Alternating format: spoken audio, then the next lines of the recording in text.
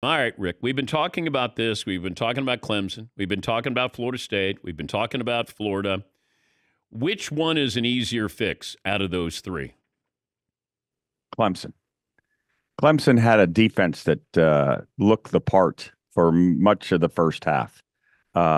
They've got to find a way to get those wide receivers involved in the offense. Klubnik cannot average less than 5 yards an attempt.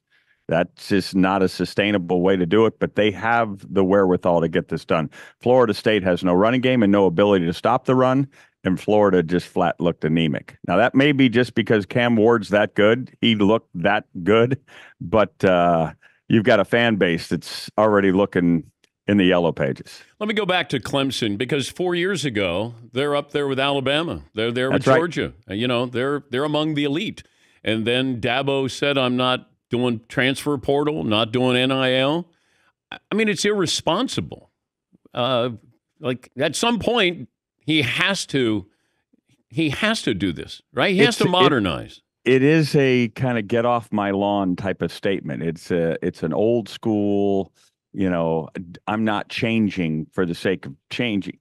I get where he's coming from. I think we all wish that we could keep our guys for the length of their time in college, but it is irresponsible to not look out there and see what other teams are doing, especially when you watch Georgia's 2 touchdown catches be by kids that transferred in, one from Vanderbilt and one from Miami.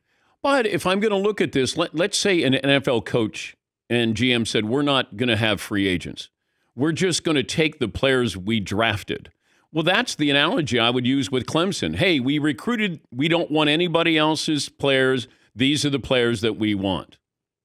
That makes you the best in the business, Dan. You see it. You see the forest through the trees. That is exactly right. And while you have this idea in your head, we're doing more than just playing football games, and we want kids to get their degrees and graduate and feel like they've accomplished something over the course of their time here at Clemson. And that's certainly a ideal that we all can understand. It's just not real business when you're trying to win football games at the same time.